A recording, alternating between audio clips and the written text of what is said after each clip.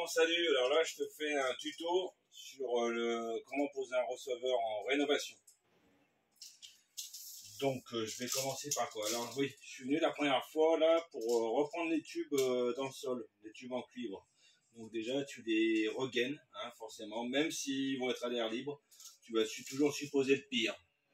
Donc le pire c'est déjà, de toute façon, des tubes en cuivre dans le sol sont forcément gainés. Et des tubes qui ne sont pas en cuivre dans le sol sont aussi forcément gainés, tout le temps. Et des cuivres qui peuvent être traînés, bah de toute façon, ça les abîme pas de leur mettre une protection le tour. Voilà. Donc déjà, tu viens reprendre tes cuivres dans le sol avec une serre tisseuse ou chalumeau. Après, tu la montes à la bonne hauteur. La bonne hauteur, c'est receveur fini et là où tu vas régler ton mitigeur. Donc moi, là, par rapport à mes pieds, bah, je vais être 10 cm au-dessus, quoi, parce que mon receveur, il est là. Voilà. Donc ça, c'est ce que tu t'es calé. Et puis aussi, tu regardes bien ta hauteur de colonne par rapport au plafond. Si tu as une colonne que tu peux pas modifier, bah faut pas que ton ciel soit dans le plafond. Donc ça se calcule et tu regardes tes achats. Ensuite, quand tu as refait tes cuves d'alimentation eau chaude, eau froide, donc tu vas reprendre après ton évacuation. Ici, j'ai également posé ce matin, là, on a posé ensemble le WC bâti support, un gros E qui est pas mal. Et donc, je suis un peu brouillon. Donc tu prends ton receveur là. Donc celui-là, il fait 90 par 120. Voilà. Donc tu décaisses ce que tu peux, à peu près la surface. Tu comptes, ici on a un rail sur lequel vont venir se mettre le placo. Donc 90 par 120, mais tu fais 91 par 121, grosso merdo, hein, tu casses, tu décaisses, après et tu comptes l'épaisseur du placo. Voilà. Parce que ensuite il va devoir enlever le receveur, mettre le placo et remettre le receveur. Et après, tout le tour, il fera un bon gros joint d'étanchéité, tout le tour, en étant très généreux avec de la colle. Faut que ça dégueule, faut que ça déborde. La colle, on n'est jamais radin. Si t'es radin, tant pis pour toi, t'auras des fuites. Si ça dégueule bien beaucoup, et après que t'enlèves le surplus, bah t'auras pas de fuite. Bon, voilà. Après, au moment du réglage de tes pieds et de tes niveaux, ce que tu mets en place ta bonde. Donc là, le receveur, il fait 4. Et ici, on a une bonde qui fait, grosso merdo, 10, 11. Donc déjà, la bonde, elle ne doit pas toucher le sol. Donc elle est au-dessus du sol. Donc c'est un minimum de 11 à 12 à mettre. On va dire à 10, là par là. Ouais. 9. On est généreux. Allez. Donc de toute façon, tu les laisses de la marge. Et il faut aussi que ton évacuation ait une pente. Donc il faut que tu penses à ta pente. Toutes les évacuations doivent avoir une pente. Une évacuation est tout le temps sèche, sauf au moment du passage de l'eau. Donc la bonde, ici, elle devra avoir une pente. Voilà. Après, quand tu as pris la hauteur de ta bonde, là, et ben donc tu vas régler tes pieds. Tu dois être au moins, je sais pas, à 12 cm. En 10, 11, 12. Ça dépend. Ça dépend. Donc ton receveur, il fait 60 kg. Hein. Alors il faut une autre personne pour le soulever, parce que tu fais beaucoup d'essais. Tu le places, tu l'enlèves, tu le places, tu l'enlèves. Alors tu vas le soulever peut-être 1 tonne, hein, à la fin de la journée. Alors tu as intérêt d'avoir quelqu'un parce que c'est très encombrant, ça peut être fragile et ça peut facilement se fendre. Donc tu le reposes aussi sur un carton.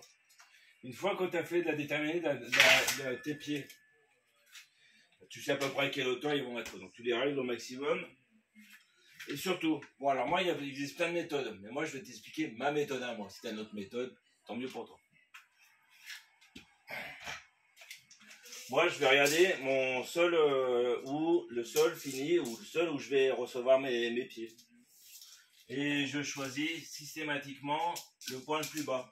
J'essaie de repérer en mettant un petit niveau ou à l'œil nu, tu vois, s'il y a un creux. Et c'est mon point le plus bas qui va donner mon niveau 0. Ça sera le pied qui va être de remonter au maximum. j'ai vachement l'habitude, il faut suivre et comprendre, mais je sais que pour moi c'est facile, mais j'ai 20 ans d'expérience. Donc après tu pars de ton pied qui est celui-là, moi c'est le point le plus bas. Et puis ben tu as des entraxes de pied là. Donc là il y a 72 entre chaque pied, là, et tu as 50 ici. Donc tu mets tes deux pieds là à 72 et l'autre à 50. 50, 50, 50 et 72, 72, 72. Ensuite, tu prends ton niveau 0 là. Tu prends ton niveau. Donc tu regardes après ton niveau sous ta hauteur sous niveau. Si ça satisfait que tu peux avoir une pente pour ton tuyau de la bonde, bon bah t'es bon. Bien sûr, tu auras bien sûr les tuyaux d'alimentation plein milieu qui vont venir t'emmerder. Alors, il faut que ta bonde, elle soit au-dessus des tuyaux des tuyaux chaud d'eau froide, que ça touche pas. Donc ça, c'est la loi de l'emmerdement maximum. Voilà. Donc tu pars de ton pied niveau 0, et après tu fais comme un arc de cercle. Tu tires tous les pieds à partir d'un seul pied. Voilà. Si tu as un grand niveau, tu fais comme ça, tac, tac. Voilà. Donc après, tu règles. Après... ça c'est c'est quelle marque déjà c'est du Grohe ça, non? Geberit. Geberit. En Geberit ils sont pas mal, hein, ils mettent des plaques là, que tu mets au-dessus des trucs, des pieds. Ça te permet de à nouveau rectifier le plan. Tu vérifies bien